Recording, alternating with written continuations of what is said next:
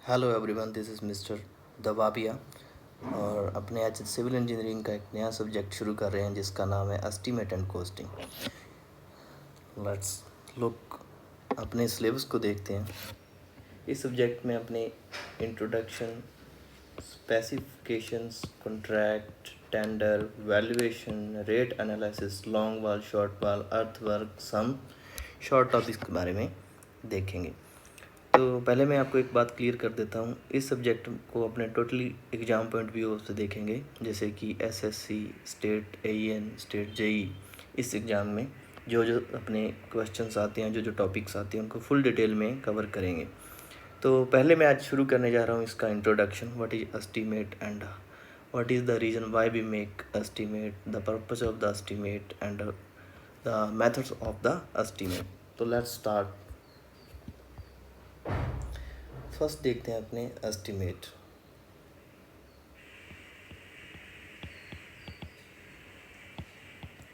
सबसे पहले देखते हैं कि एस्टीमेट एंड कॉस्टिंग के अंदर जो कोड यूज़ किया जाता है वो होता है अपने पास कोड IS 1200 पार्ट 28।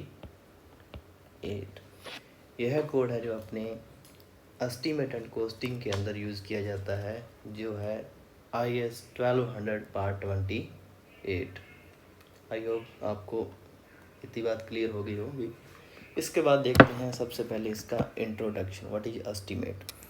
पहले मैं आपको बताता हूँ कि इस सब्जेक्ट के अंदर लिखने की बजाय चीज़ें सुनने से ज़्यादा क्लियर होंगी। आपके टॉपिक्स, आपके कंसेप्ट्स इसको सुनने से ज़्यादा क्लियर होंगे। तो फर्स्ट जो है एस्टीमेट क्या चीज़ है, इसके बारे में देखते हैं। What is estimate. तो मैं अगर सिंपल लैंग्वेज में बात करूँ तो एस्टीमेट है प्रोबेबल कॉस्ट किसी भी एग्जीक्यूटिंग वर्क और प्रोजेक्ट के लिए। प्रोबेबल कॉस्ट का मतलब कि आप कोई एक बिल्डिंग बनाना चाहते हैं, तो उसके अंदर आपका क्या कॉस्ट आएगा। कॉस्ट का मतलब उसके अंदर मटेरियल कॉस्ट, लेबर कॉस्ट, उसका सर्वेइंग कॉस्ट, उसके अंदर जो टेस्ट होंगे like soil test etcetera, equipments charge, rate per item etcetera, ये सभी चीज़ें हैं जो आपकी प्रोबेबल कॉस्ट है कि लगभग इतनी कॉस्ट लगेगी, इतना खर्चा आएगा इस प्रोजेक्ट को बनाने को हमें, उसी को ही बोलते हैं estimate. So it is a probable cost of a project which you want to make, जो आप प्रोजेक्ट बनाना चाहते हैं उसके बारे में। तो चलो इसकी डेफिनेशन देखते हैं, आपको इतना क्लियर हो गया होगा। तो डेफिनेशन के अंदर इसके आएगा, it's used for find the probable cost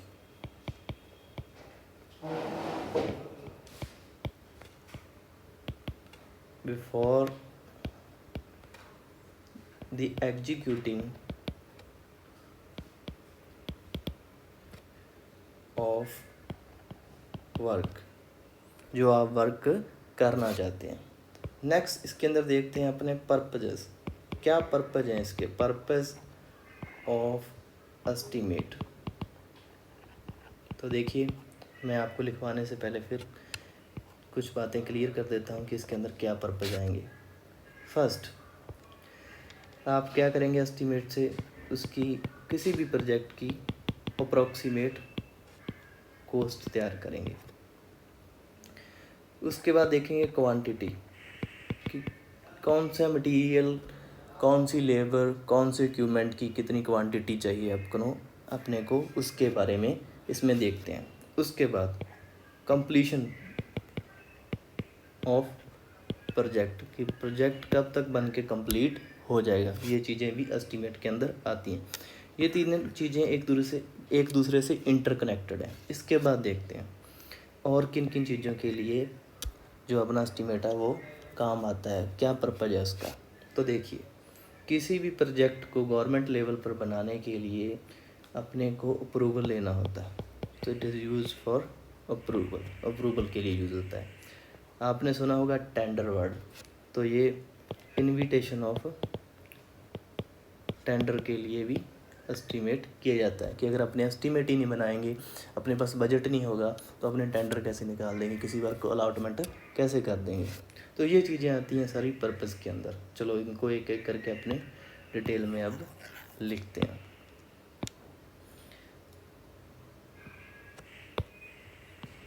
first आएगा to know about, approximate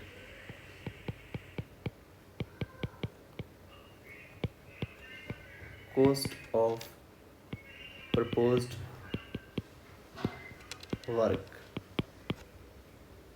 Second, to know about quantity of proposed work. तीसरा आएगा to know about completion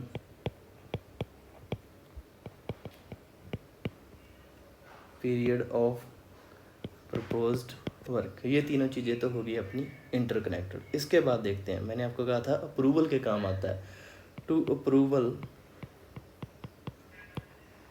from, ये अब दो जगह से अप्रूवल मिलती है अपने को वर्क की। एक होता है एडमिनिस्ट्रेटिव डिपार्टमेंट जहाँ संक्शन, दूसरा होता है टेक्निकल संक्शन। इनको अपने आगे देखेंगे अभी 2-4 मिनट के अंदर क्या चीज़ होती है। To approval from administrative sanction and technical sanction। उसके बाद अप्रूवल मिलने के बाद अपने निकालते हैं tender. To invite the tender. ये चीज़ें हैं, ये पर्पज़ हैं अपने एस्टीमेट के, जो अपने पर्पज़ होते हैं एस्टीमेट के। ये अपने मेनली 4 से 5 जो पर्पज़ हैं ये होते हैं। अब आगे देखते हैं कि कौन कौन सा डेटा रिक्वायर्ड है एस्टीमेट को बनाने के लिए। Data requirement for estimate.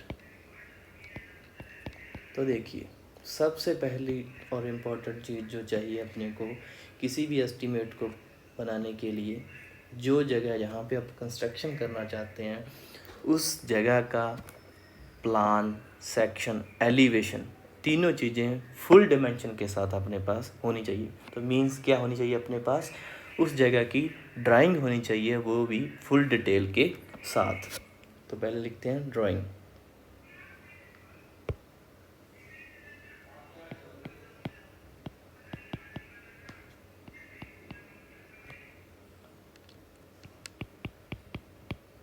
Plan, section और elevation with full dimension. Second thing,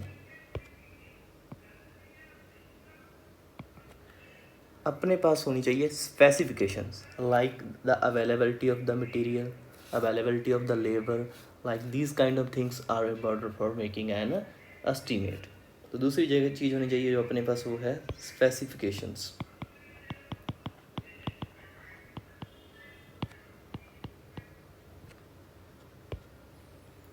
इसमें आ जाएगा मटेरियल एक्सेट्रा। तीसरी चीज़ जो किसी एस्टीमेट को बनाने में काम आती है वो है rate.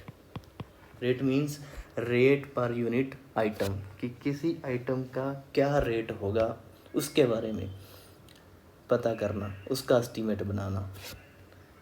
Rate per unit item, like कोई मशीन है, लेबर है, इनके रेट के बारे में पता करना। तो अभी तक अपन ने देखा एस्टीमेट। एस्टीमेट में जो कोड यूज़ होता है उसके बारे में देखा, पर्पस क्या है, डेफिनेशन क्या है, इसके बारे में देखा, कौन कौन से डेटा रिक्वायर्ड हैं एस्टीमेट को बनाने में, वो देखते हैं। अब मैं आपको समझाता हूँ कि कोई आप वर्क करना चाहते हैं, कोई प्रोजेक्ट है, कोई काम करना चाहते हैं, उसके स्टार्टिंग से लेके वर्क अलॉटमेंट तक क्या क्या स्टेप्स हैं, क्या क्या स्टेप्स को फॉलो करना पड़ता है। इससे क्वेश्चन भी बनता है आपका, काफ़ी बार क्वेश्चन बनता है, यह पसंदीदा टॉपिक है मोस्टली गवर्नमेंट एग्जाम्स का एस्टीमेट के अंदर से। तो सब मैं इसको हेडिंग दे देता हूँ वर्क स्टेप। वर्क स्टेप, मान लीजिए ये कोई वर्क है जो आप करना चाहते हैं, तो इसके अंदर सबसे पहले किसी वर्क को करने के लिए क्या करते हैं, अपने बनाते हैं एक approximate estimate of proposed work. तो इसके अंदर सबसे पहले होती है preparation of approximate estimate of proposed work. सबसे पहले क्या होता है, preparation of approximate estimate of proposed work. इस एस्टीमेट को अप्रूवल करते हैं अपने एडमिनिस्ट्रेटिव डिपार्टमेंट, जहाँ एडमिनिस्ट्रेटिव सैंक्शन इसको अप्रूव करता है। आपके एसडीएम या कोई और अधिकारी इसको अप्रूव करते हैं। किसको करते हैं, अप्रॉक्सीमेट एस्टीमेट। और अप्रॉक्सीमेट एस्टीमेट क्या चीज़ हो गया, किसी प्रोजेक्ट का लगभग एक एस्टीमेट की इतना खर्चा आएगा बनाना, उसको बोलते हैं अप्रॉक्सीमेट एस्टीमेट। और इसको अप्रूवल करते हैं एडमिनिस्ट्रेटिव सैंक्शन या एडमिनिस्ट्रेटिव डिपार्टमेंट। तो लिखते हैं आप, अप्रॉक्सीमेट एस्टीमेट को अप्रूवल करेंगे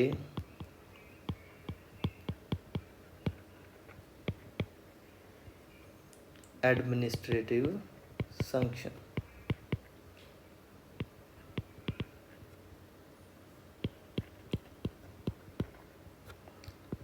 ठीक है जी, आपका अप्रोक्सीमेट एस्टीमेट बन गया, वो अप्रूवल भी हो गया।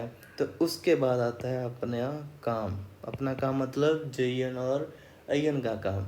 क्या करना, डिटेल्ड एस्टीमेट को प्रिपेयर करना। कीजिए, डिटेल्ड एस्टीमेट तैयार हो गया अपना। अब इसको कौन अप्रूव करेगा, इसकी अप्रूवल मिलती है अपने टेक्निकल सैंक्शन से, मतलब अपने एसडीओ साहब से।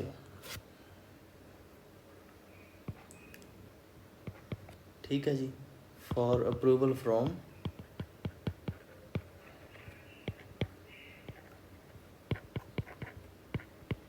Technical sanction. नेक्स्ट, दोनों अपने जो एस्टीमेट हैं वो प्रिपेयर हो चुके हैं, दोनों का अप्रूवल मिल चुका है। तो इसके बाद तैयार होता है अपना ड्राफ्ट ऑफ टेंडर। एस्टीमेट तो बनवा लिए, काम भी तो करना है ना भैया। तो ड्राफ्ट ऑफ टेंडर तैयार होता है। ड्राफ्ट ऑफ टेंडर तैयार होने के बाद अपने पास बनती है NIT. NIT means notice of tender. और ये तैयार होने के बाद, नोटिस निकलने के बाद वर्क को अलॉट कर दिया जाता है, वर्क अलॉटमेंट। आई होप आप समझे होंगे इसको, कि कोई भी वर्क स्टार्ट करते हैं तो उसके पहले होता है अप्रॉक्सीमेट एस्टीमेट। उसकी अप्रूवल मिलती है अपने को, अप्रूवल मिलती है एडमिनिस्ट्रेटिव सैंक्शन से। उसके बाद तैयार होता है अपना डिटेल्ड एस्टीमेट। डिटेल्ड एस्टीमेट की अप्रूवल मिलती है टेक्निकल सैंक्शन से। उसके बाद तैयार होता है ड्राफ्ट। ड्राफ्ट के बाद होती है निट, और निट के बाद हो जाता है वर्क अलॉटमेंट। ये दोनों इम्पोर्टेंट है, ये दोनों चीज़ें पूछी गई हैं कि अप्रॉक्सीमेट एस्टीमेट का अप्रूवल कौन करता है और डिटेल्ड एस्टीमेट का अप्रूवल कौन करता है। तो अब आपको आई होप ये चीज़ होगी क्लियर। अब देखते हैं अपने टाइप ऑफ एस्टीमेट। मेनली दो टाइप तो अपने को पता चल ही चुके हैं एस्टीमेट के, क्या हैं, एक अप्रॉक्सीमेट है और एक डिटेल्ड। अब आगे ये फर्दर डिवाइड है 4 पार्ट्स के अंदर, अब इनके बारे में देखते हैं। तो हेडिंग लगाइए टाइप्स ऑफ एस्टीमेट।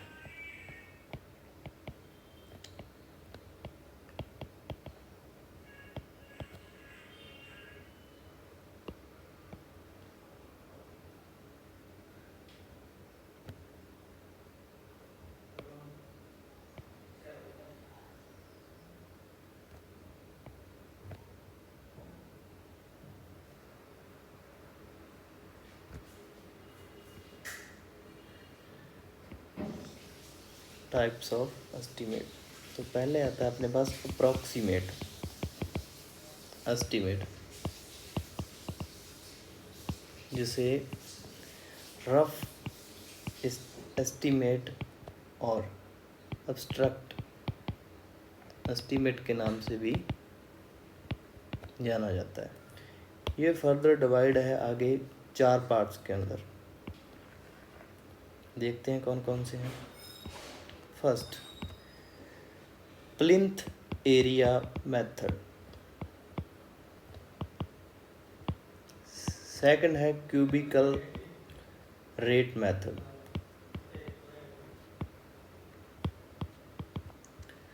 थर्ड है अपने पास यूनिट रेट मेथड।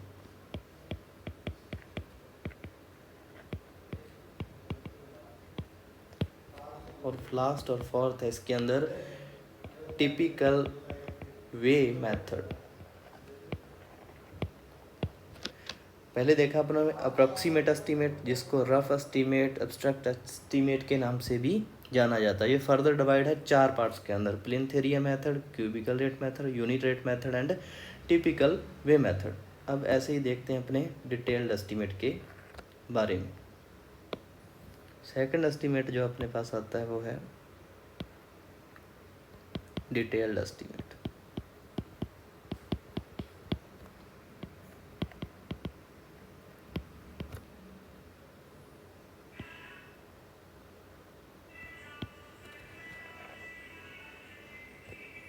ये भी फर्दर 4 पार्ट्स के अंदर अपना डिवाइड है। पहला आता है रिवाइज्ड एस्टीमेट मेथड।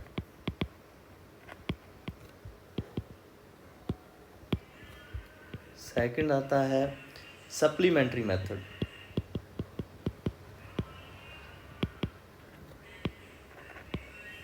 थर्ड अपने पास आता है इन दोनों का कॉम्बिनेशन, रिवाइज्ड एस्टीमेट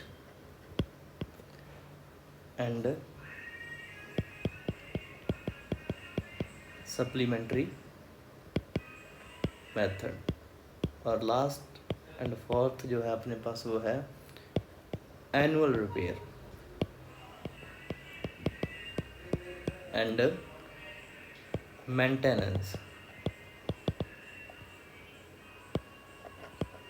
मेथड। तो अपन ने देखा टाइप्स ऑफ एस्टीमेट। इसके अंदर 2 मेन एस्टीमेट आते हैं अपने पास, अप्रॉक्सीमेट एस्टीमेट और डिटेल्ड एस्टीमेट। ये फर्दर 4 पार्ट्स के अंदर डिवाइड है। तो पहले पढ़ते हैं अपने अप्रॉक्सीमेट एस्टीमेट मेथड के बारे में, और उसके बाद देखते हैं डिटेल्ड एस्टीमेट के बारे में। तो हेडिंग लगाइए approximate estimate method. Sorry,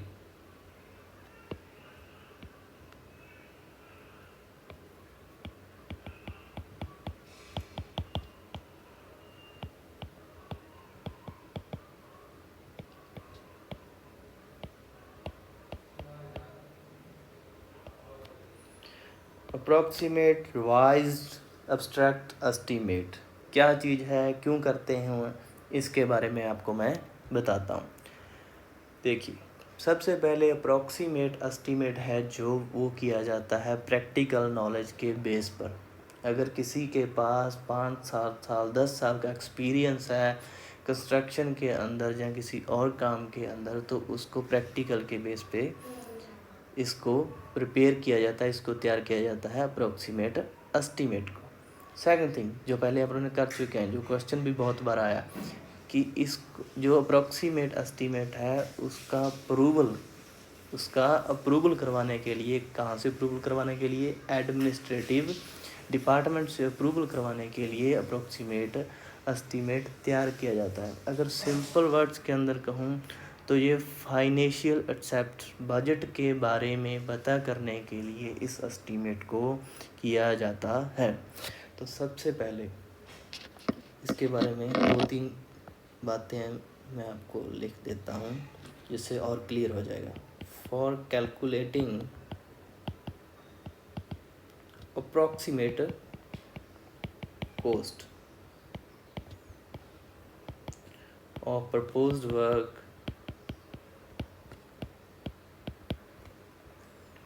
bye help of practical knowledge.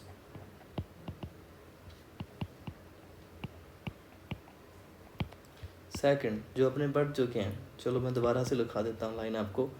For approval from administrative department. Last, जो मेन थिंग है, decide the financial assets. I hope आप अप्रॉक्सीमेट एस्टिमेट के बारे में समझ चुके होंगे कि क्यों किया जाता है और कैसे किया जाता है। अब आप अभी देखा था आपने इसके 4 मेथड्स थे, 4 सब मेथड थे इसके, तो उनको देखते हैं। उनको देखने से पहले मैं आपको एक चीज़ बता देता हूँ। इसके अंदर फार्मूलेस वगैरह आएंगे जो सिंपली कई बार पूछ लिए जाते हैं, तो उनको रट्टा लगाने की बिल्कुल ज़रूरत नहीं है। मैं आपको एक ट्रिक कह लीजिए, जो फार्मूला बताने का एक तरीका कह लीजिए, वो बताता हूँ। जैसे मान लीजिए इसके अंदर पहला आएगा प्लिंथ एरिया मेथड। जो इसका पहला मेथड है वो है प्लिंथ एरिया मेथड। तो इसके अंदर फार्मूला कैसे तैयार होगा, अपने को पता है कि एरिया होती है लेंथ इंटू में विड्थ। तो इसके अंदर हो जाएगा फार्मूला प्लिंथ एरिया और उसका रेट, मीन्स कि जो यूनिट दे रखी है यूनिट इंटू में रेट ऑफ आइटम, इंटू में रेट। तो इसका फॉर्मूला बनेगा यूनिट इंटू में रेट। चारों के चारों मेथड का इसी प्रकार से ही फॉर्मूला बनेगा। अगर एरिया बोलेगा तो प्लिंथ एरिया इंटू में रेट ऑफ प्लिंथ एरिया। अगर क्यूबिकल की बात करेगा तो मतलब वॉल्यूम की बात कर रहा है तो वॉल्यूम हो जाएगा वॉल्यूम इंटू में रेट ऑफ क्यूबिकल आइटम या क्यूबिकल रेट। चलो शुरू करते हैं। आई होप आपको कैसे फॉर्मूले आएंगे ये पता चल चुका होगा। तो फर्स्ट अपने पास जो मेथड है उसका नाम है प्लिंथ एरिया मेथड। चलो पहले मैं आपको प्लिंथ एरिया क्या होता है उसके बारे में बताता हूँ, ये यहीं पे क्लियर हो जाएगा तो अच्छी बात है।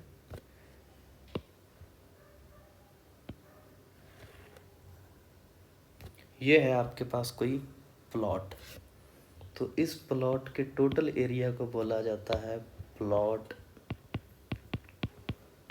एरिया।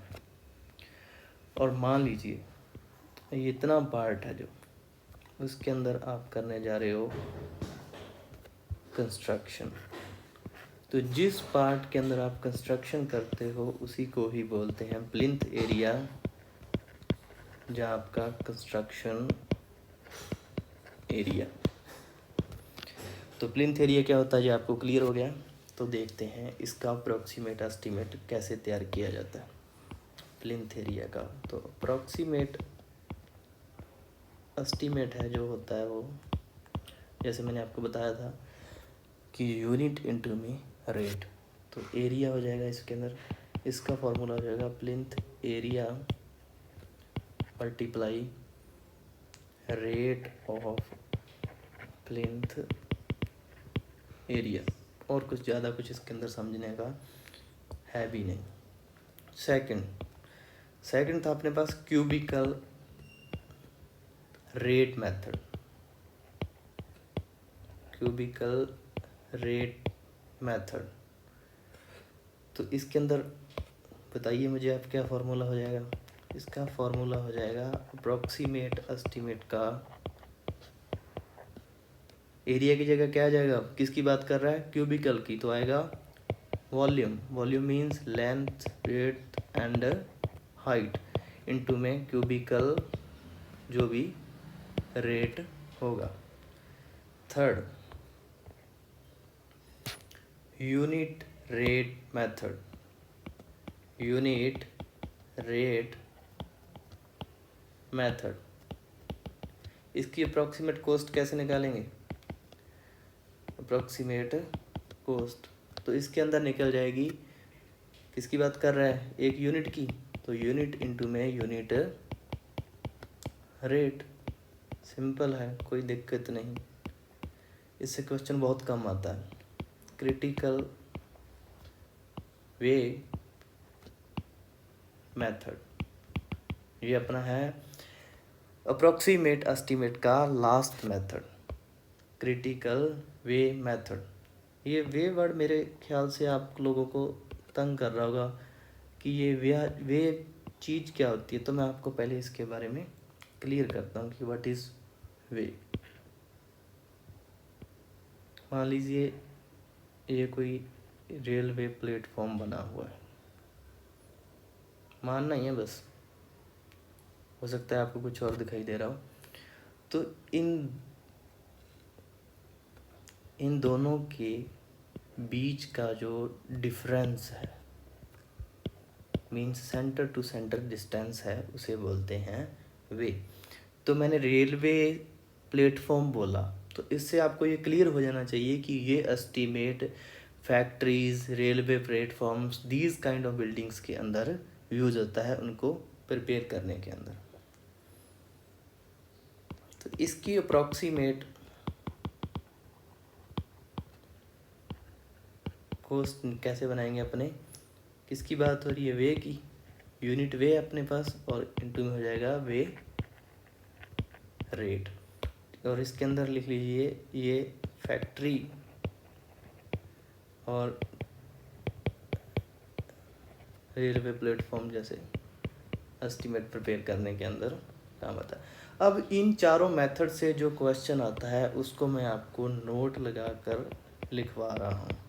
जो इससे क्वेश्चन बनता है वो क्वेश्चन है कि इन चारों मेथड के अंदर से मोस्ट एक्यूरेट मेथड कौन सा है अप्रॉक्सीमेट एस्टीमेट का, which method is most accurate in this approximate estimate. तो वो है cubical rate method, cubical rate method, क्योंकि ये वॉल्यूम, ये पूरे वॉल्यूम को काउंट करता है और मतलब फुल डिटेल्स को काउंट करता है, इसी के लिए यह सबसे एक्यूरेट मेथड है आपके पास। सो क्या हो गया अपने पास, the cubical rate method is most accurate method of approximate estimate।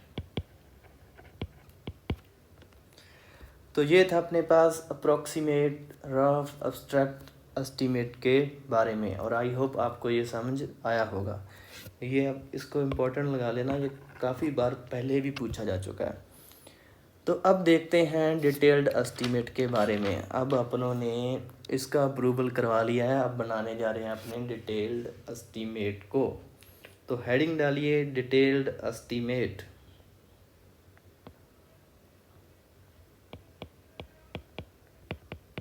Detailed estimate.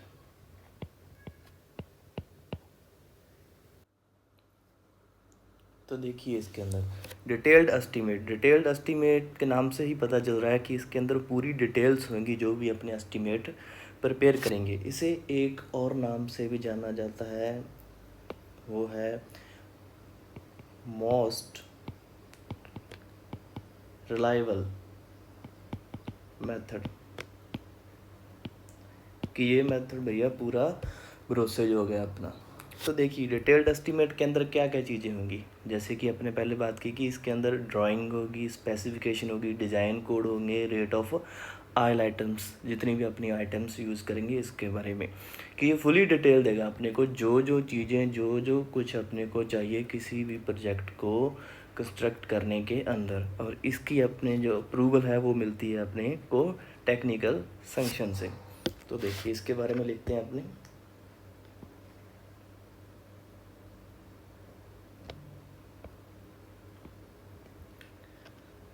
Consist drawing, drawing बनाने के लिए, स्पेसिफिकेशंस,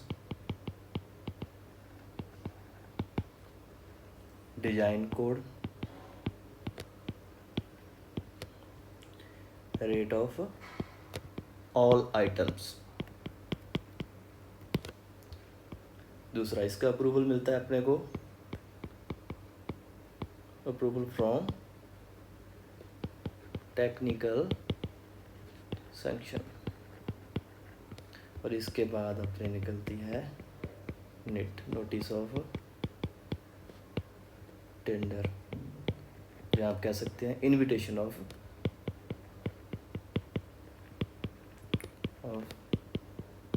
टेंडर। ये चीज़ आ गई अपनी डिटेल्ड एस्टीमेट के बारे में कि डिटेल्ड एस्टीमेट में क्या क्या वर्क होते हैं। अब इसके अंदर दो शीट्स यूज़ होती हैं, एक है डिटेल्ड क्वांटिटी के लिए और दूसरी है रेट ऑफ आइटम के लिए।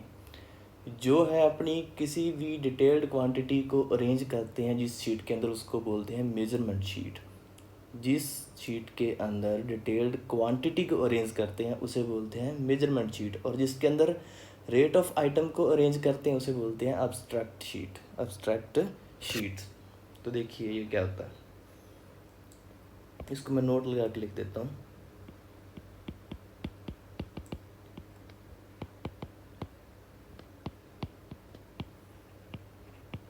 मेजरमेंट शीट, जिस शीट के अंदर अपने डिटेल्ड क्वांटिटी को अरेंज करेंगे, detailed quantity arrange in sheet which is known as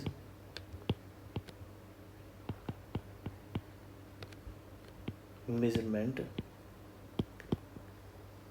sheet, और जिसके अंदर rate of item is arranged is this sheet known as abstract sheet। तो देखिए ये शीट्स होती कैसे बनी होती हैं, क्या होता है, इसके बारे में आपको मैं दिखाता हूँ। ये है आपकी मेजरमेंट शीट, और ये है आपकी अब्स्ट्रैक्ट शीट। देखिए मेजरमेंट शीट के अंदर आपके पास होगा item, description, number, length, width, height और क्वांटिटी। क्योंकि ये किसको करती है, क्वांटिटी को अरेंज करती है।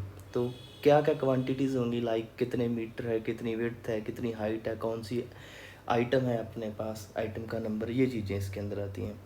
और जो है अपने पास अब्स्ट्रैक्ट शीट वो करती है रेट को, तो कितनी क्वांटिटी है, कितना रेट है, कितना रेट पर आइटम का होगा और कितना टोटल अमाउंट होगा, इसके बारे में अपने को बताती है।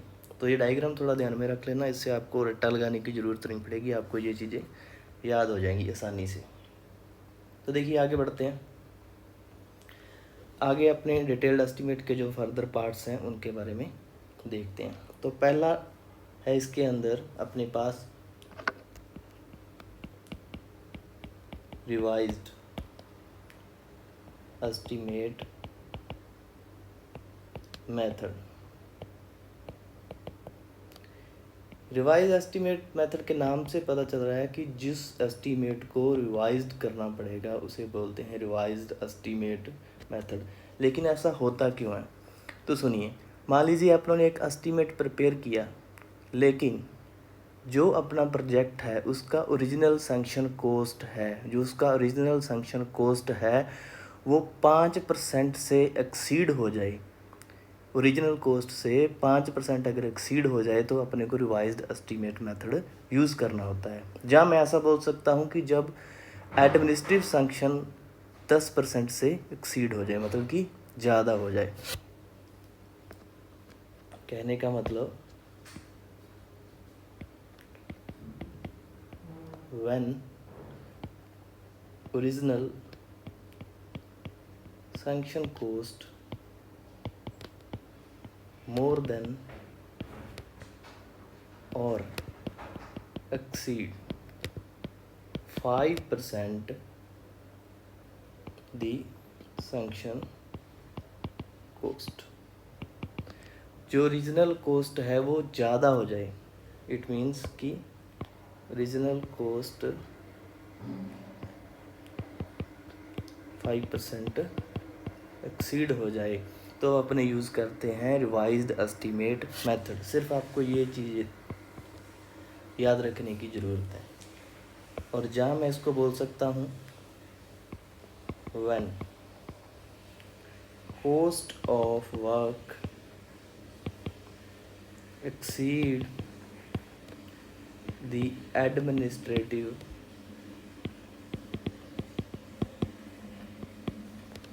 sanction more by 10%, जहाँ एडमिनिस्ट्रेटिव सेक्शन से 10% ज़्यादा हो जाए तो अपने करते हैं revised estimate method. First condition is that कि अगर रीजनल सेक्शन कॉस्ट एक्सीड हो जाए 5% से तो अपने यूज़ करेंगे रिवाइज्ड एस्टीमेट मेथड। जहाँ एडमिनिस्ट्रेटिव सेक्शन इंक्रीज हो जाए, जहाँ एक्सीड हो जाए 10% से तो भी अपने यूज़ करेंगे रिवाइज्ड एस्टीमेट मेथड। दूसरा मेथड देखते हैं इसके अंदर। The second one is supplementary method।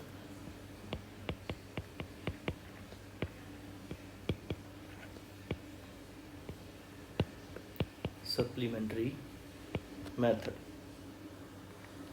तो सप्लीमेंट्री मेथड है जो वो अपने यूज़ आता है जब मान लीजिए आपने कोई प्रोजेक्ट बना रहे थे, जहाँ प्रोजेक्ट का किसी का एस्टीमेट बना लिया लेकिन उसके अंदर कोई एडिशनल वर्क ऐड कर दिया। मान लीजिए कोई बिल्डिंग बना रहे थे उसके अंदर और एक एक्स्ट्रा रूम ऐड कर दिया, जहाँ चेंज कर दिया प्रपोज्ड वर्क में, जो जहाँ कुछ चेंज कर दिया गया। जैसे मान लीजिए पहले सोचा था कि स्टेयर्स इधर से लेंगे लेकिन उसके बाद ये चेंज कर दिया कि उधर से होंगी। तो जब कोई एडिशनल वर्क ऐड होता है, जहाँ किसी प्रपोज्ड वर्क के अंदर चेंज होता है तो अपने यूज़ करते हैं सप्लीमेंट्री मेथड। तो लिखिए इसके बारे में। It is prepared when additional work or change in proposed work। I hope आपको ये क्लियर हो गया होगा। तीसरा जो अपने पास मेथड आता है वो कॉम्बिनेशन है अपने फर्स्ट और सेकंड मेथड का। मतलब फर्स्ट अपने पास रिवाइज्ड एंड सेकंड है सप्लीमेंट्री मेथड। जो रिवाइज्ड एंड सप्लीमेंट्री मेथड है इसके बारे में देखिए। पहले अपने ने क्या देखा, रिवाइज्ड क्यों किया, सप्लीमेंट्री क्यों किया। तो इसके अंदर क्या होता है कि ये यूज़ होता है जब किसी डिजाइन या किसी मटेरियल के अंदर चेंज, जिसे अपने डिवाइशन भी बोलते हैं, जो चेंज करते हैं।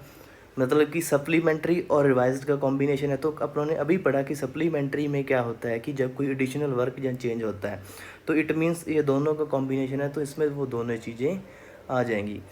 तो इसके अंदर अगर कोई मटेरियल के अंदर चेंज हो रहा है या किसी डिज़ाइन के अंदर चेंज हो रहा है, प्लस कोई एडिशनल वर्क ऐड हो रहा है, कोई एडिशनल वर्क ऐड हो रहा है, तो अपने इसको यूज़ करते हैं रिवाइज्ड एंड सप्लीमेंट्री मेथड को।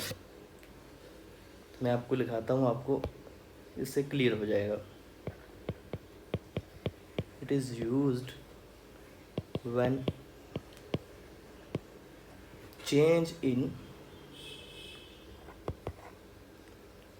Material and change in design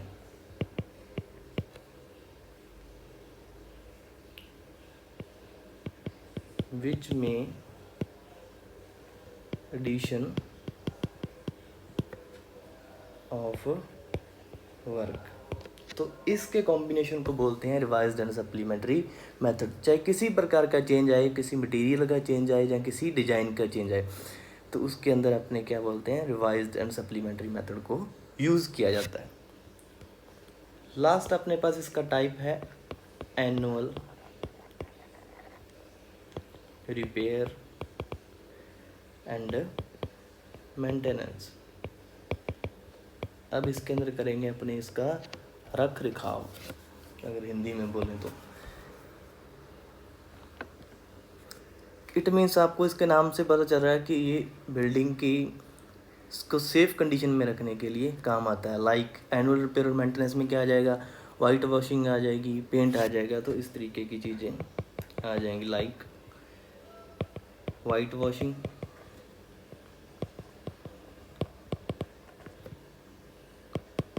paint etcetera.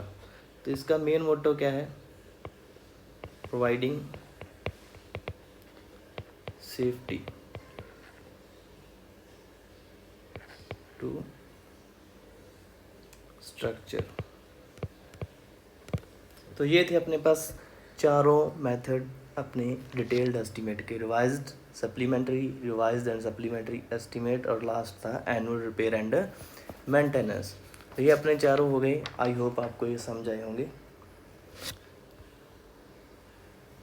तो देखिए अब अपने बात करते हैं सम इम्पोर्टेंट डेफिनेशंस या सम इम्पोर्टेंट टॉपिक्स जो इसके बेसिक्स में आते हैं। तो आप हेडिंग दे दीजिए सम इम्पोर्टेंट टॉपिक्स। यहाँ से काफ़ी क्वेश्चन बनते हैं, उनको एक एक करके अपने देखते हैं। सबसे पहले आप हेडिंग लगाइए इसके अंदर, work charge establishment. Work charge establishment.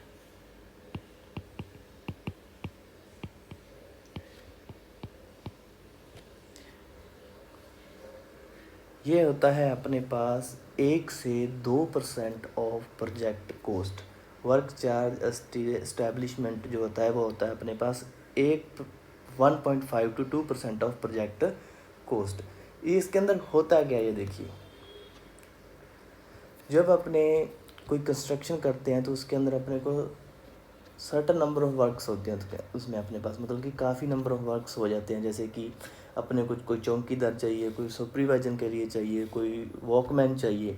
तो इस तरीके के जो मतलब वहाँ का ध्यान रखने के लिए, साइट को का ध्यान रखने के लिए जो अपने पास चाहिए उसको बोलते हैं वर्क चार्ज एस्टैब्लिशमेंट। और इसकी जो सैलरीज़ वगैरह होती हैं, जैसे कि वॉकमैन हो गया, सुपरविज़न के लिए कोई हो गया, तो इनकी सैलरीज़ होती हैं अपने पास account of work charge establishment. मतलब इसी में 1.5 से 2% को इसमें लेके चलते हैं, और इसी प्रोजेक्ट में से इसकी सैलरीज़ वगैरह और पेमेंट्स वगैरह दी जाती है। तो देखिए इसके अंदर सबसे जो मैं पहली चीज़ लिख रहा हूँ वो है important.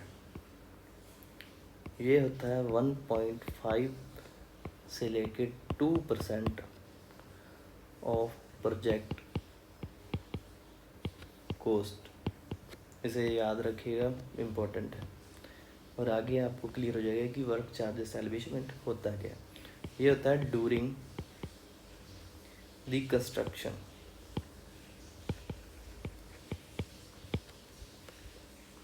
Period certain number of work is required. For example, workman, supervision, etc. तो जो इन वॉकमैन और सुपरविजन या और कई काम हो जाते हैं, उनके लिए जो परसेंटेज रखी गई है वो रखी गई है 1.5 से लेके 2% ऑफ प्रोजेक्ट कोस्ट। इसके अंदर दीज सैलरीज, जो इनकी सैलरीज हैं, paid from account of work charge establishment.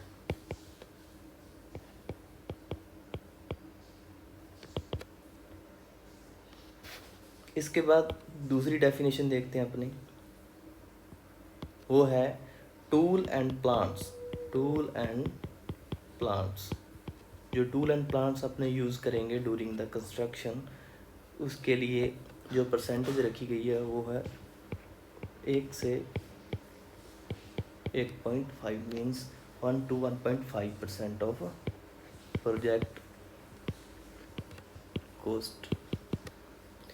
जो वर्क चार्ज एस्टैब्लिशमेंट थी वो अपने पास थी 1.5 से लेके 2%, और जो टूल एंड प्लांट है वो है अपने पास 1 से लेके 1.5% of project coast.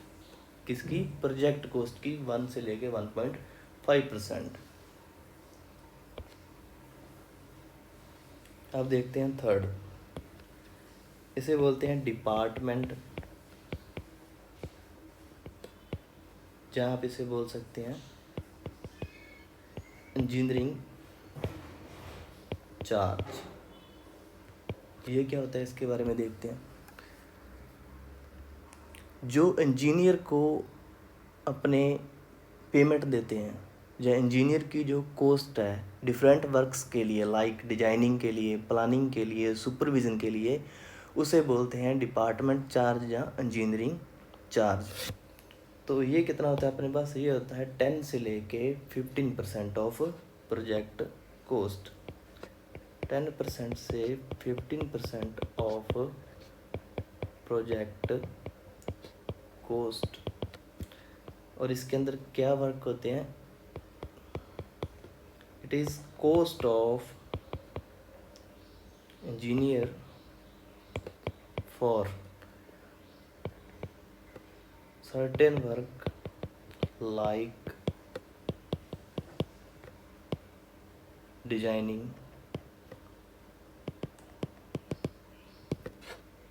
planning, supervision, etc.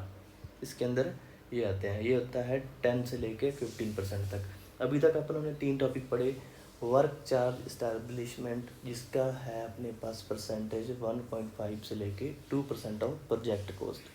दूसरा देखा टूल एंड प्लांट, जिसका परसेंटेज है 1 से लेके 1.5% ऑफ प्रोजेक्ट कोस्ट। थर्ड देखा अपन ने डिपार्टमेंट चार्ज और इंजीनियरिंग चार्ज, वो है 10 से लेके 15% ऑफ प्रोजेक्ट कोस्ट। आगे फोर्थ नंबर है अपने पास प्रोविजनल सम। प्रोविजनल सम, और इसे इम्पोर्टेंट लगा देना, इससे बहुत बार क्वेश्चन बना हुआ है। प्रोविजनल सम कुछ ऐसे वर्क हो जाते हैं ड्यूरिंग कंस्ट्रक्शन जिसके बारे में अपनों ने एस्टीमेट तैयार नहीं किया होता, या जिनके बारे में अपनों ने सोचा नहीं होता। लाइक ऐसे वर्क हो सकते हैं, कोई चाहता है कि नेम प्लेट लगाओ हमारे, इंस्टॉलेशन ऑफ एसी हो गया, इंस्टॉलेशन ऑफ हीटर्स हो गया, installation of fans, like this kind of things इसके अंदर आती हैं। इसे बोलते हैं प्रोविजनल सम, कि जो वर्क अपनों ने सोचे नहीं थे, जहाँ स्पेसिफाई नहीं थे अपने और अपने एस्टीमेट के अंदर, लेकिन अपने को करने पड़ते हैं, उसे बोलते हैं प्रोविजनल सम। मतलब कि कुछ स्पेशल वर्क्स हो सकते हैं ये। तो देखिए इनके बारे में। Some special work which not specified during the preparation of estimate. For example, installation of AC etc. I hope आपको ये समझ आ गया होगा, क्योंकि ये कोई डिफ़िकल्ट नहीं है, आपको सुनने से ही सब चीज़ें समझ आ रही होंगी। नेक्स्ट है अपने पास prime cost. Prime cost Amazon Prime वाला नहीं है भैया, ये प्राइम कोस्ट है। ये होता है अपने पास net cost of purchased material और आइटम ऑन द शॉप। दोबारा से फिर सुनिए एक बार, ये होती है अपने पास नेट कोस्ट जो अपने मटेरियल और आइटम को परचेज करते हैं from shop.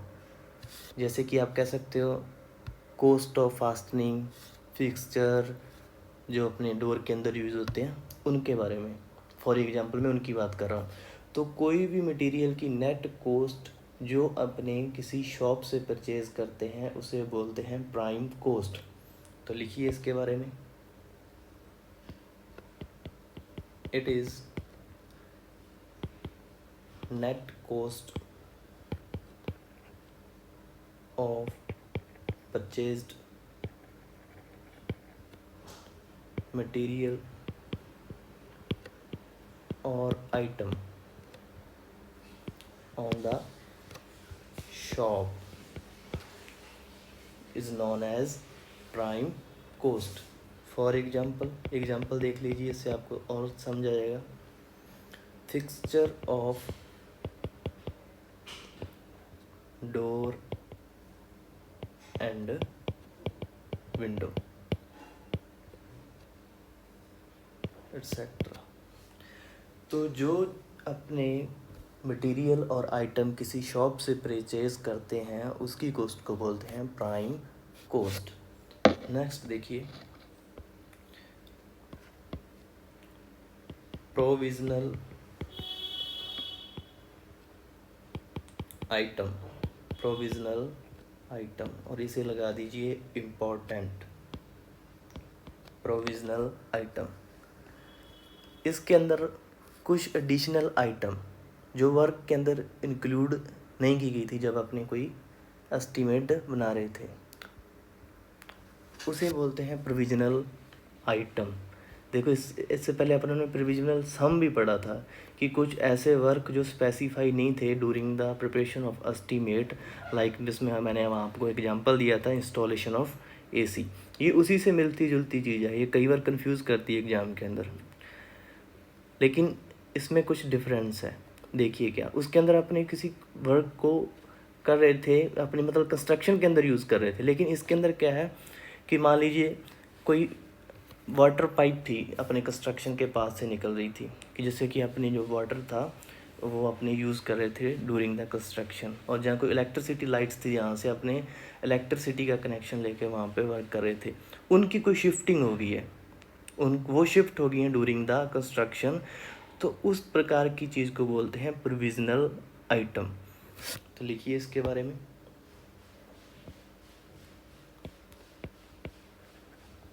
Some additional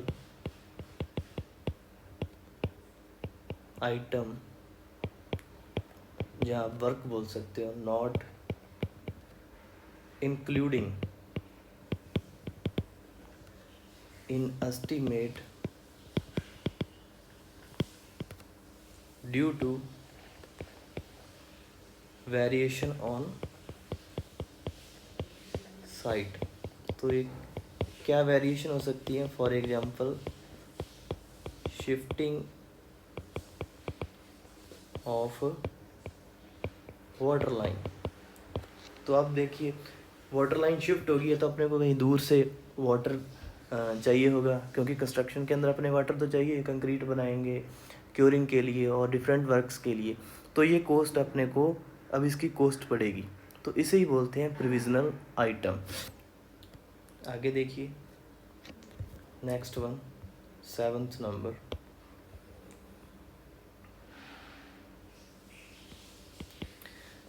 is electrician, sanitary and water supply।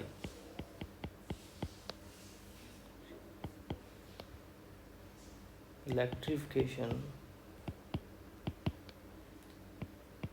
sanitary and water supply, ये तीनों का जो परसेंटेज होता है प्रोजेक्ट कॉस्ट का वो होता है 20%। 20% ऑफ प्रोजेक्ट कॉस्ट। अगर इनको डिफरेंट देखें कि सैनिटरी एंड वाटर सप्लाई, ये काफ़ी बार पूछा गया क्वेश्चन कि सैनिटरी एंड वाटर सप्लाई का जो परसेंटेज होता है प्रोजेक्ट कॉस्ट का वो कितना होता है, तो ये होता है 8% ऑफ प्रोजेक्ट कॉस्ट। इन तीनों का है टोटल तो 20%, लेकिन अगर मैं केवल सैनिटरी एंड वाटर सप्लाई के बारे में बात करूं तो इसका चार्जेस है जो अपने लेके चलते हैं 8% of project cost.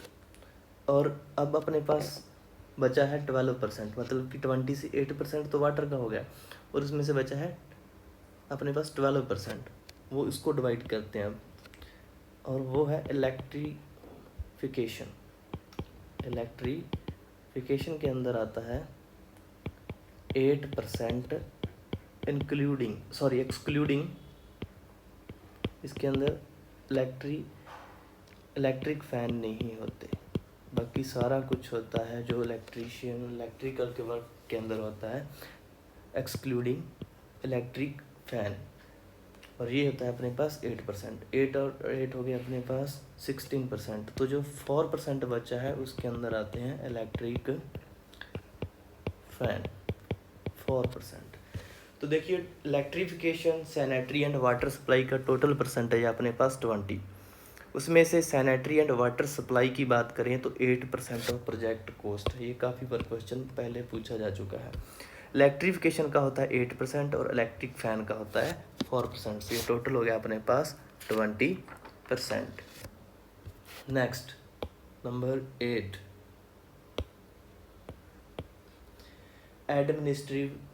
Administrative approval, जो अपने करवाते हैं किसका, अपने अप्रोक्सीमेट एस्टीमेट का।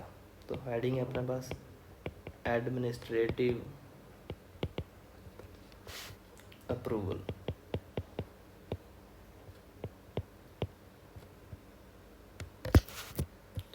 तो देखिए इसके अंदर क्या है, जो अपने रफ एस्टीमेट या अपना अप्रोक्सीमेट एस्टीमेट बनाते हैं उसका अप्रूवल करवाते हैं।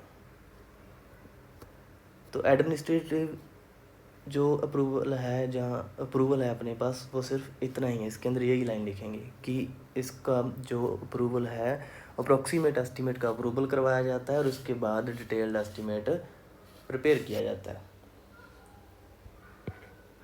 इसके अंदर फॉर अप्रूवल ऑफ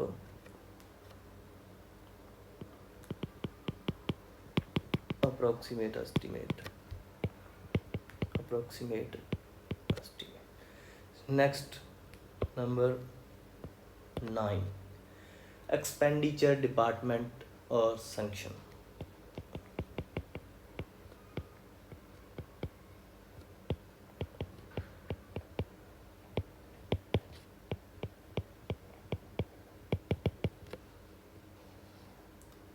इसके बारे में देखिए, एक्सपेंडिचर डिपार्टमेंट और सैंक्शन को अप्रूवल किया जाता है या फाइनेंशियल जो हेल्प्स प्रोवाइड की जाती है, जो फाइनेंशियल डिपार्टमेंट है उसके द्वारा ही एक्सपेंडिचर डिपार्टमेंट और सैंक्शन को फंड्स प्रोवाइड किए जाते हैं। तो it is done by financial department, और ये जो फंड्स के अलॉटमेंट किए जाते हैं वो किए जाते हैं किसी भी प्रपोज्ड वर्क के लिए। तो इसके अंदर आएगा it is done by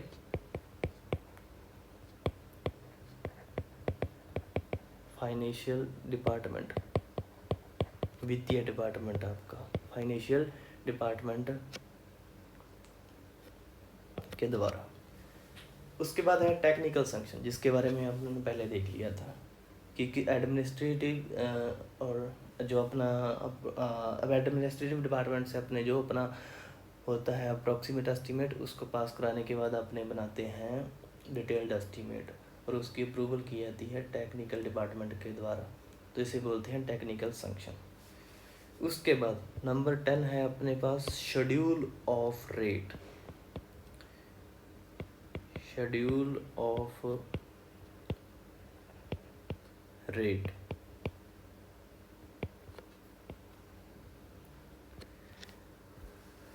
schedule of rate को किया जाता है PWD एंड CPWD के द्वारा। PWD एंड CPWD ये क्या है, ये लिस्ट जो अपने पास लिस्ट होती है एक रेट्स की, लाइक क्या क्या रेट्स उसके होते हैं उसके अंदर, लेबर का रेट, मटेरियल का, ट्रांसपोर्ट का, एक बुक होती है उसके अंदर मेंशन होता है, और उस बुक का नाम होता है शेड्यूल ऑफ रेट। उसके अंदर अपने मेंशन होता है। तो शेड्यूल ऑफ रेट क्या है, एक बुक के अंदर सब रेट्स मेंशन किए हुए हैं कि लेबर का इतना रेट है, मटेरियल का इतना है, ट्रांसपोर्ट का इतना है, और ये प्रिपेयर की जाती है बाय CPWD एंड PWD। तो शेड्यूल ऑफ रेट ये है कि आइटम्स का क्या क्या रेट होगा, उसके अंदर लिस्ट होती है रेट्स की, वो चीज़ आ जाती है इसके अंदर।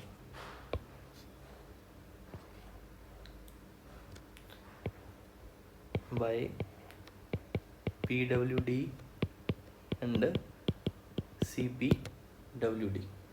तो इसके अंदर होती है लिस्ट ऑफ रेट्स किसके, labour, material, transportation etc. mention in a book which is known as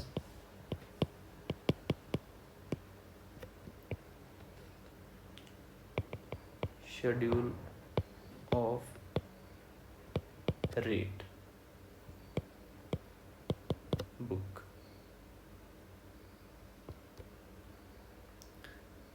अपने पास हो गया 10 टोटल जो अपने टॉपिक्स हैं जहाँ जो इम्पोर्टेंट डेफिनेशंस हैं वो। अब देखते हैं 11 नंबर। 11 नंबर है अपने पास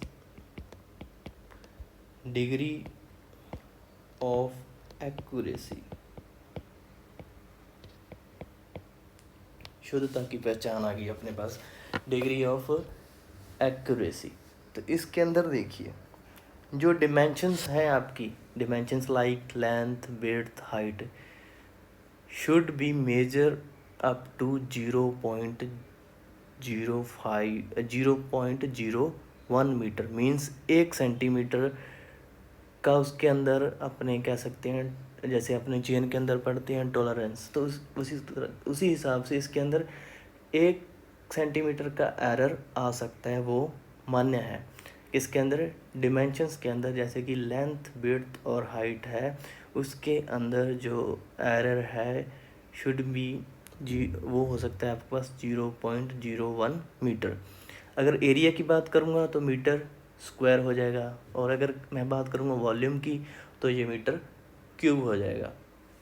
अगर मान लीजिए उसके बाद अपने पास है स्लैब, जो स्लैब होती है अपनी उसकी थिकनेस है, वो अगर प्रोजेक्टेड आउटसाइड दी बीम और कॉलम, अगर बीम या कॉलम से आउटसाइड प्रोजेक्टेड है तो उसके अंदर आ सकती है आपके पास degree of accuracy 0.005 metre.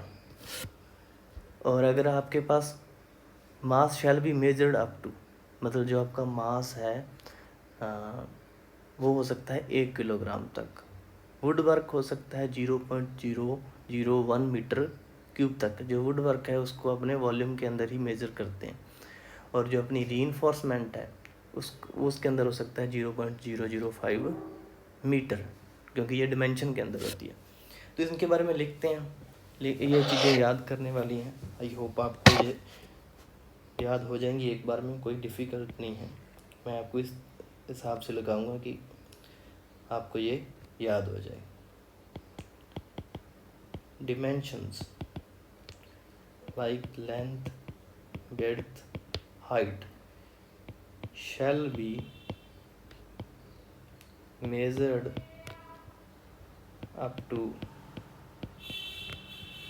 0.015 meter, means 1 centimeter। अगर एरिया की बात करें तो shall be measured,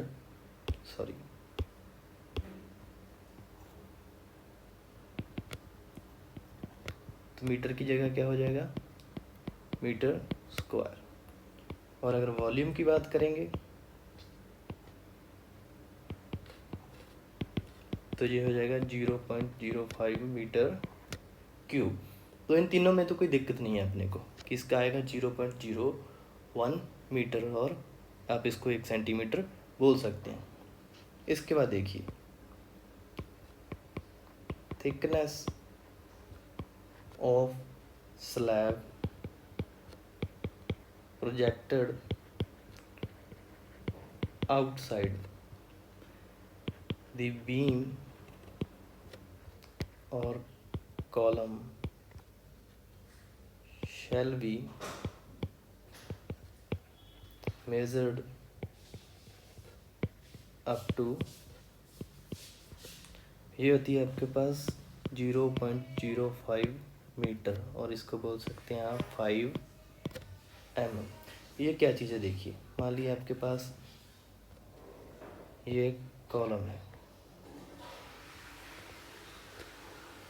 मान लेना भाई ये कॉलम है एक, तो इसके ऊपर आपके पास एक स्लैब है,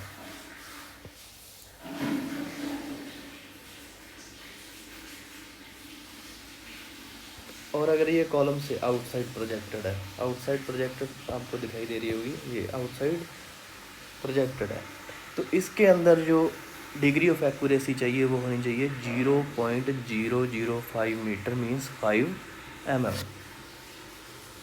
आई होप आपको ये क्लियर हो गया होगा। नेक्स्ट देखते हैं।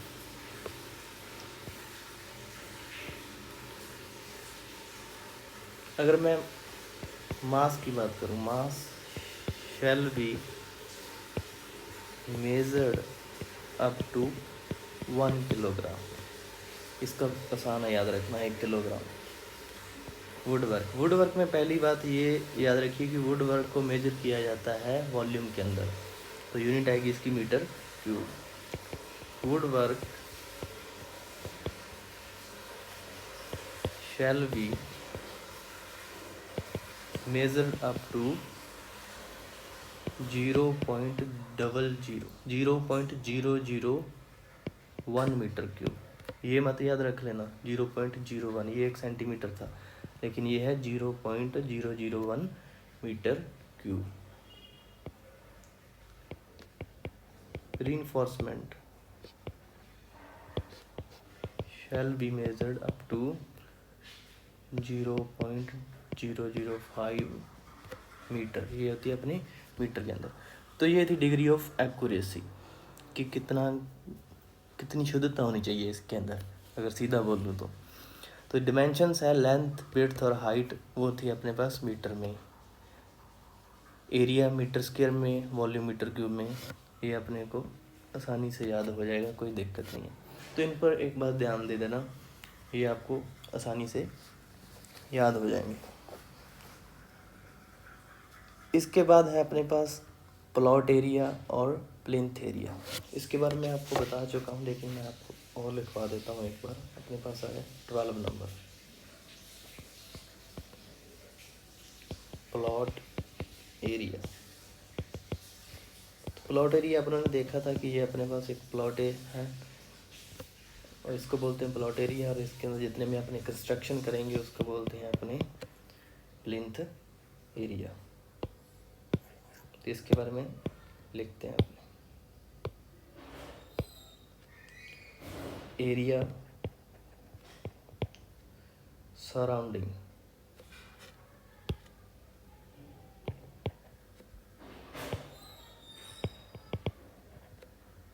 Bye boundary line is known as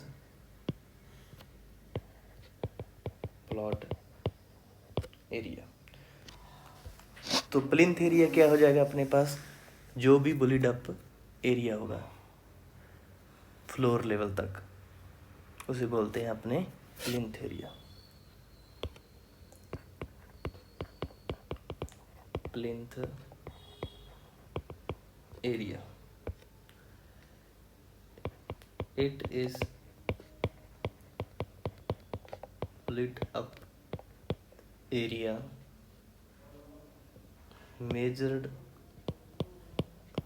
at the floor level is known as plinth area।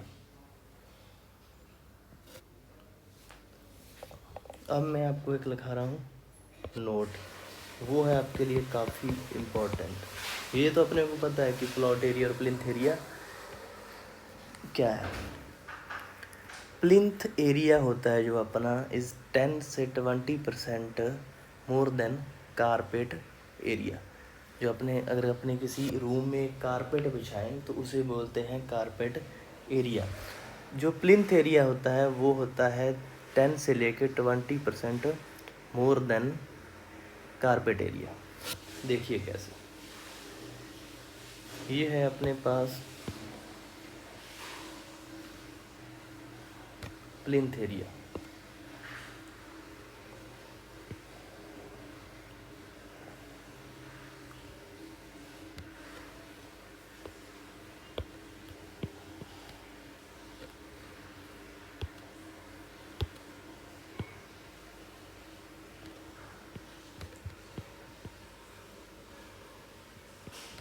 ये है अपने पास प्लिंथ एरिया। मैं आपको बुलेट अप एरिया दिखा रहा हूँ, चाहे आपको समझ नहीं आ रहा तो मैं इसके ऊपर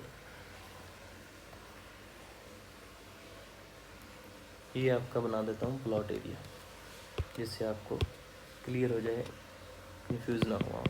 ये है मान लीजिए आपका प्लॉट एरिया और इसके अंदर इतना है आपका प्लिंथ एरिया जिस पे आपने कंस्ट्रक्शन किया।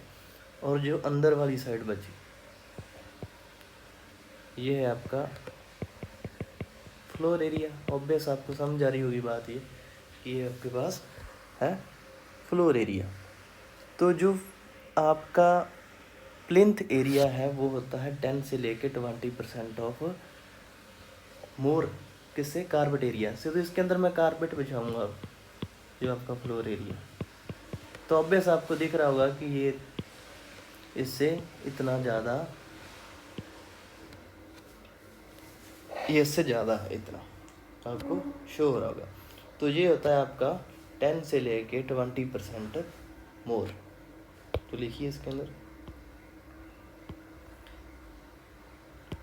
Plinth area is 10 to 20% more than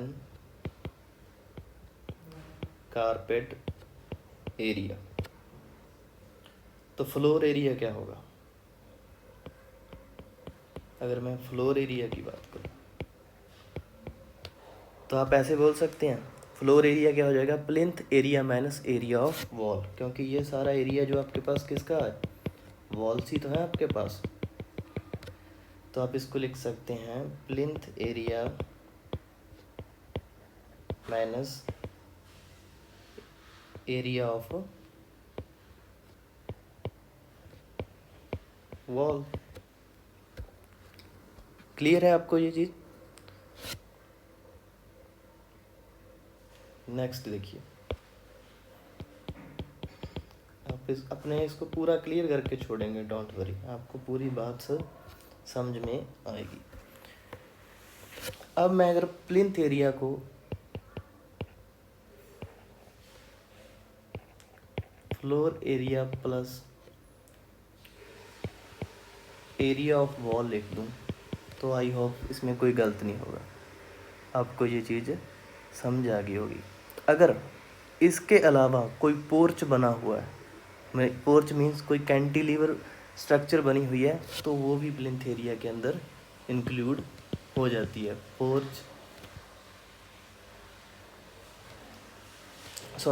porch जो बना हुआ है आपके पास एक्सक्लूडिंग कैंटिलीवर, कि उसके अंदर कोई कैंटिलीवर ना हो। अपने प्लिंथ एरिया की बात कर रहे हैं तो कैंटिलीवर तो अपना एरिया कवर ही नहीं करेगा, तो अपने तो जितना एरिया कवर हुआ है उसे अपने प्लिंथ एरिया बोल रहे हैं। तो इसके अंदर पोर्च आ जाएगा एक्सक्लूडिंग कैंटिलीवर। तो ये अपने पास हो गया प्लिंथ एरिया। अब देखते हैं कि कौन कौन सी चीज़ें हैं जो प्लिंथ एरिया के अंदर इंक्लूड की जाती है और कौन सी चीज़ें हैं जो प्लिंथ एरिया के अंदर इंक्लूड नहीं की जाती।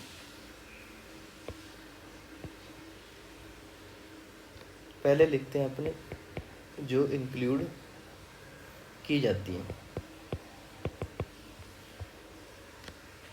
तो इसके अंदर जो इंक्लूड की जाती हैं वो है, एक तो मैंने आपको बता दिया पोर्च, इंटरनल शाफ्ट,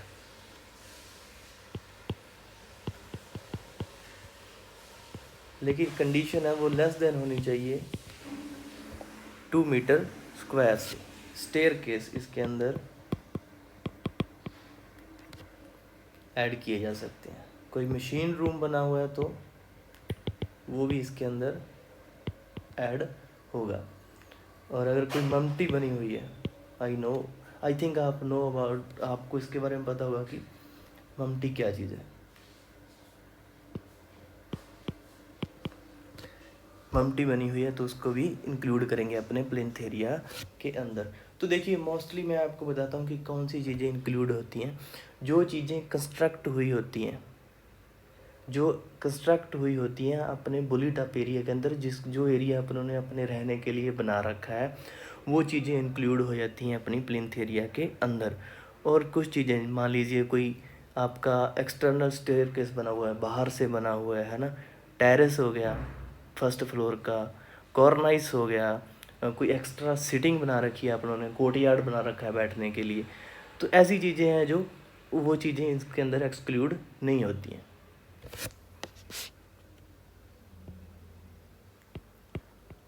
एक्सक्लूड भी कौन कौन सी चीज़ें इसके अंदर ऐड नहीं होंगी, तो उसके बारे में देखते हैं। सबसे इम्पोर्टेंट है कोर्टयार्ड, और ये बहुत बार पूछा भी गया एग्जाम के अंदर। इसको लगा लीजिए आप इम्पोर्टेंट कि ये प्लिंथ एरिया के अंदर इंक्लूड नहीं किया जाता। सेकंड है आपके पास कैंटिलीवर, पोर्च, काफ़ी ट्रेंडिंग में है इसके बारे, तो आप इसके बारे में तो पता ही होगा आपको। External staircase, terrace of first floor, cornice and additional of sitting। तो ये चीज़ें हैं जो आपकी ये एक्सक्लूड होती हैं प्लिंथ एरिया के अंदर। और जो भी चीज़ें आपकी जैसे कि आपके बैठने के काम आए, जहाँ आपके यूज़फुल है, आपके लाइक कंस्ट्रक्ट हुई हैं, वो सारी चीज़ें इंक्लूड हो जाती हैं। जैसे कि स्टेयरकेस हो गया, कोई मशीन रूम बना हुआ है, कोई मम्टी बनी हुई है, तो ऐसी चीज़ें हैं जो इंक्लूड होती हैं प्लिंथ एरिया के बारे में। तो ये अपने टोटली देखा इसमें प्लिंथ एरिया। अब मैंने कारपेट की बात की थी, तो कारपेट वो एरिया था जिसमें मान लीजिए कोई रूम है और उसके अंदर आपने कारपेट बिछाया, तो जितने एरिया में वो कारपेट बिछाया गया उसे बोलते हैं कारपेट एरिया। उसके बारे में देखते हैं। नंबर 14,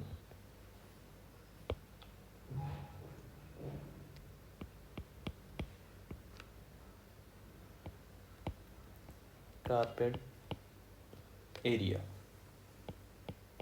तो पहले देखते हैं कारपेट एरिया क्या हुआ। ऊपर अपन ने देखा था floor area equal to plinth area minus area of wall. तो इसके अंदर अपन ने इस एरिया के अंदर जो अपने पास ये वाला एरिया है, इसके अंदर कारपेट बिछाना है, लेकिन कुछ नंबर ऑफ फैक्टर्स इससे अपने माइनस करेंगे। जैसे कि आपने देखा होगा किचन के अंदर नहीं बिछाते अपने कारपेट, बाथरूम में कोई नहीं बिछाता। हाँ, लेकिन आपको शौक है तो आप बिछा सकते हैं, ऐसा कोई केस नहीं है, लेकिन नहीं बिछाते जनरली। और स्टोर रूम हो गया आपका, मशीन रूम हो गया, है ना, बरामदा हो गया आपका, तो इसके अंदर ये चीज़ अपने हैं जो नहीं बिछाते अपने। तो अगर मैं इसमें बात करूं कारपेट एरिया की, तो ये हो जाएगा आपके पास floor area minus number of factors लिख सकते हैं आप। नंबर ऑफ फैक्टर्स मीन्स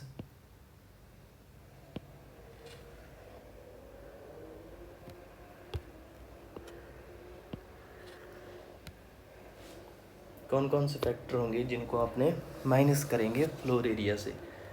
तो पहला फैक्टर होगा अपने पास किचन, बाथरूम, स्टोर रूम,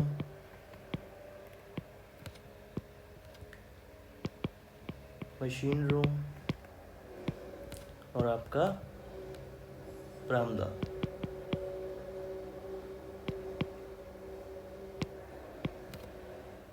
ये चीज़ें हैं मैंने समझी। आप इसको एक तरीके से और लिख सकते हैं। कैसे लिख सकते हैं अगर लिखना हो तो? Plinth area minus number of factors, जो आपके पास ये फैक्टर हैं सारे, ये आपके पास जो फैक्टर हैं आपके नंबर ऑफ फैक्टर, लेकिन इसके अंदर क्या प्लस करना होगा अपने को अब, क्योंकि प्लिंथ एरिया से माइनस कर रहे हैं तो अपने को इसके अंदर ऐड करना पड़ेगा वो वॉल एरिया।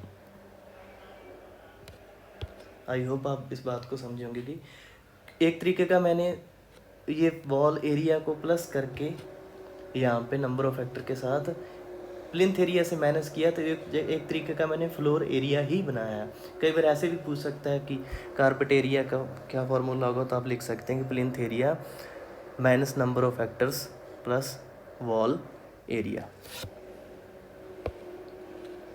आई होप आप समझे होंगे इस बात को। तो देखिए अपने पास अपने जो कोड है उसके अंदर अपने को दे रखा है कि कारपेट एरिया किस बिल्डिंग के लिए कितने परसेंटेज होता है टोटली। तो मैं अगर बात करूं आपके साथ इसकी,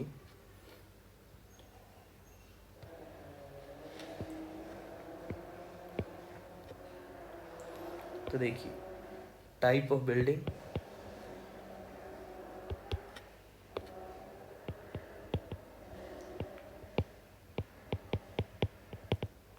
और कारपेट एरिया।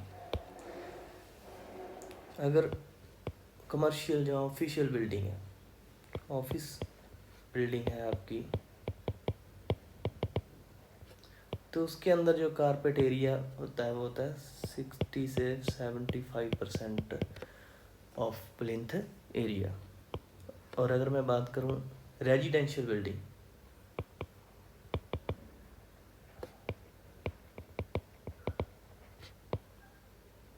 तो उसके अंदर 50 से लेके 65%। ये ज़्यादा इसलिए होता है कि मोस्टली अपने देखते हैं कि ऑफिस बिल्डिंग होती है, उसके अंदर किचन वगैरह, स्टोर रूम वगैरह, जो चीज़ें अपने मैनुअली घर पे चाहिए उससे कम होती हैं, तो इसलिए इसका कारपेट एरिया ज़्यादा होता है 60 से लेके 75%, और रेजिडेंशियल बिल्डिंग का होता है 50 से लेके 65%। अब अपने नेक्स्ट देखते हैं 15 नंबर। अपनी इंपॉर्टेंट डेफिनेशन है जो है सेट बैक डिस्टेंस। तो देखिए क्या होता है सेट बैक डिस्टेंस। मान लीजिए ये है आपका बुलेट अप एरिया, मतलब इस एरिया के अंदर आपने कंस्ट्रक्शन कर रखा है, और ये हो रही है आपके बुलेट अप एरिया के आगे से कोई रोड क्रॉस। तो इस रोड और बुलेट अप एरिया के जो बीच डिस्टेंस है, उसी डिस्टेंस को बोलते हैं सेटबैक डिस्टेंस। तो क्या होगा इसके अंदर अपन लिखेंगे distance between road and bullet up area. Next 16 number देखते हैं अपने।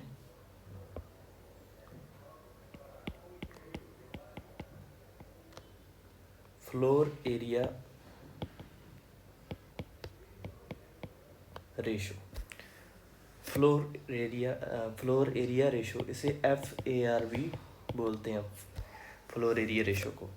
तो इसका फॉर्मूला होता है फ्लोर एरिया रेशो का अपने पास area of floor to total area of plot, यही तो होगा ना अपने पास कि ये अपना टोटल एरिया है मान लीजिए प्लॉट का, और इसके अंदर ये अपना कंस्ट्रक्शन किया हुआ है, तो ये अंदरली साइड जो अपनी ये होगी अपने पास फ्लोर एरिया। तो फ्लोर एरिया किसकी रिस्पेक्ट में निकालेंगे, अपने टोटल एरिया ऑफ प्लॉट की रिस्पेक्ट में अपने पास आ जाएगा अपना FAR, जिसे बोलते हैं फ्लोर एरिया रेशो। नेक्स्ट है अपने पास सर्कुलेशन एरिया।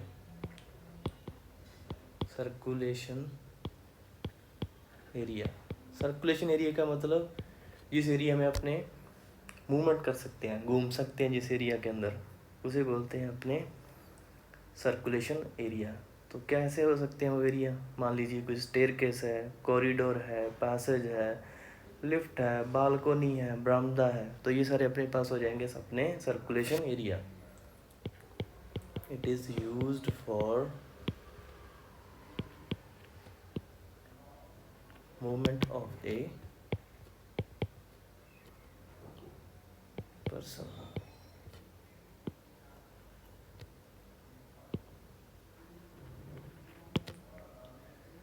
तो एग्जाम्पल के लिए आपके पास हो जाएगा स्टेयरकेस, कॉरिडोर,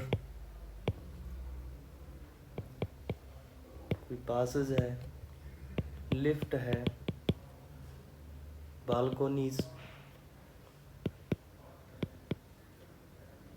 एटसेट्रा, ये हो जाएगा आपके पास आपका सर्कुलेशन एरिया।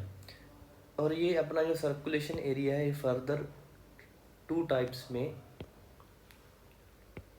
डिवाइड है। फर्स्ट है वर्टिकल सर्कुलेशन एरिया, और सेकंड है अपने पास हॉरिजॉन्टल सर्कुलेशन एरिया। तो जो अपना वर्टिकल सर्कुलेशन एरिया है ये होता है अपने पास 3% of plinth area. 3% of plinth area. और कम होने का रीज़न यही है कि वर्टिकल जो सर्कुलेशन होती है किसी भी बिल्डिंग के अंदर वो कम होती है compare to horizontal. Like vertical के अंदर आप लिफ्ट को कर सकते हो इंक्लूड, और अगर मैं हॉरिजॉन्टल एरिया की बात करूं तो उसके अंदर आपका कॉरिडोर आ जाएगा, बालकोनी आ जाएगी, बरामदा आ जाएगा, तो ऑब्वियस ये ज़्यादा होगा। तो ये कितना होगा 7% ऑफ प्लिंथ एरिया। ये भी पूछा हुआ है आपका हॉरिजॉन्टल एग्जाम के अंदर कि कितना होता है हॉरिजॉन्टल सर्कुलेशन एरिया, तो ये होता है 7% of plinth area. Next 18 number, आपके पास जो आपका 18 नंबर आता है उसका नाम है कॉन्टीजेंट।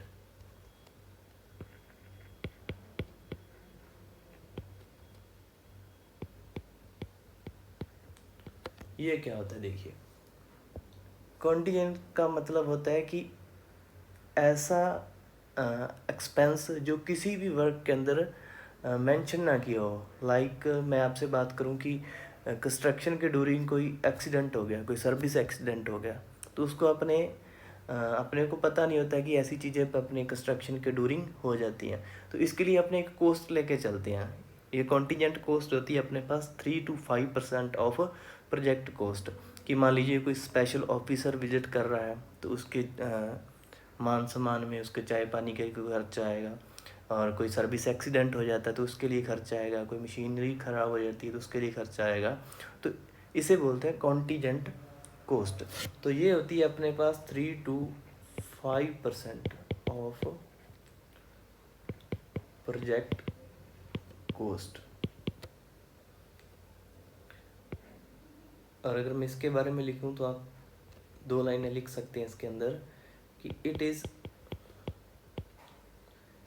incidental expenses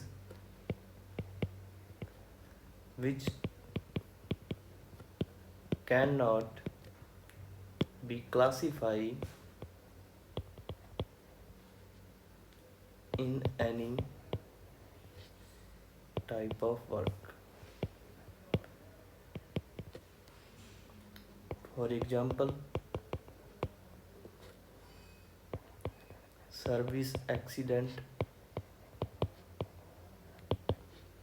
special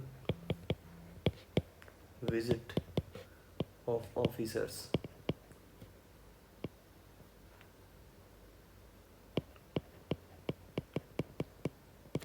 ये चीज़ आ जाएंगी कॉन्टिजेंट के अंदर। नेक्स्ट देखते हैं अपना 19 types of work according to cost, cost के अकॉर्डिंग। देखिए टाइप्स ऑफ वर्क कोस्ट के अकॉर्डिंग है 3 टाइप के, पैटी वर्क, माइनर वर्क और मेजर वर्क। पैटी वर्क्स वो आते हैं जिनकी कोस्ट 50,000 से कम होती है, 50,000 से जिसकी कोस्ट कम होगी वो अपने पास पैटी वर्क। जिसकी कोस्ट 50,000 से ज़्यादा और 2 लाख से कम होगी उसको अपने ऐड करते हैं माइनर वर्क के अंदर। और जिस प्रोजेक्ट की कोस्ट 2 लाख से ज़्यादा होती है वो होते हैं अपने पास मेजर वर्क। तो कोस्ट के अकॉर्डिंग 3 टाइप के अपने पास वर्क हैं। अगर मैं फर्स्ट बात करूं तो petty work, second minor work and third major work. तो पैटी वर्क वो होते हैं जिनकी प्रोजेक्ट कोस्ट लेस देन होती है 50,000 से, और माइनर वर्क होंगे जिनकी कोस्ट 50,000 से तो ज़्यादा होगी लेकिन 2 लाख के बराबर या 2 लाख से कम होगी। Third project cost, minor work की बात करूं तो प्रोजेक्ट कोस्ट अगर 2 लाख से ज़्यादा है तो वो होगा अपना major work. Next 20 number win card report.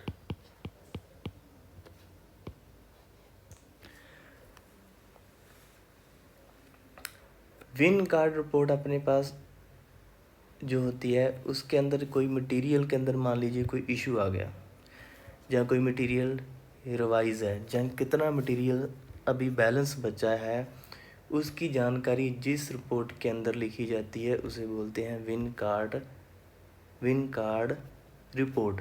और इस रिपोर्ट को मेंटेन किया जाता है स्टॉक डिपार्टमेंट के द्वारा। इस रिपोर्ट को मेंटेन किया जाता है स्टॉक डिपार्टमेंट के द्वारा। तो ये क्या रिपोर्ट है कि ए report in which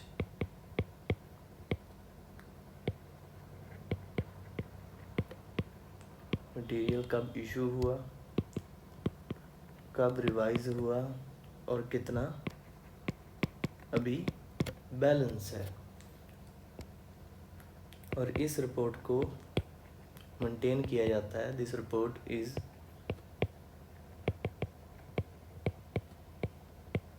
maintained by stock department.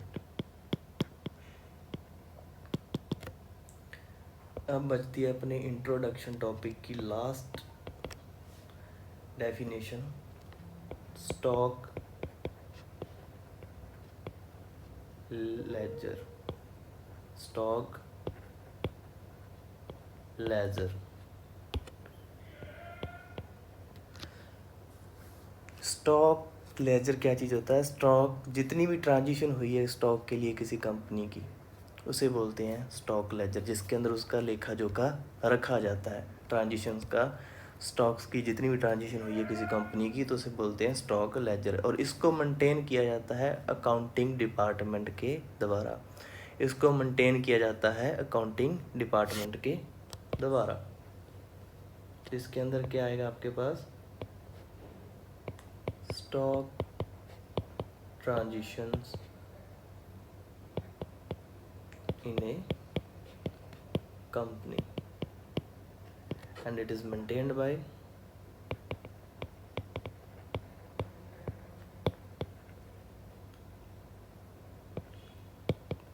cost accounting department. तो ये था अपना इंट्रोडक्शन एस्टीमेट एंड कोस्ट का, और इसमें अपने ने देखा कि क्या होता है एस्टीमेट, कितने टाइप है एस्टीमेट, और फर्दर जो अपने दो मेन एस्टीमेट हैं अप्रोक्सीमेट एंड डिटेल्ड, जो फर्दर 4 पार्ट्स के अंदर डिवाइड है, उसके बारे में देखा।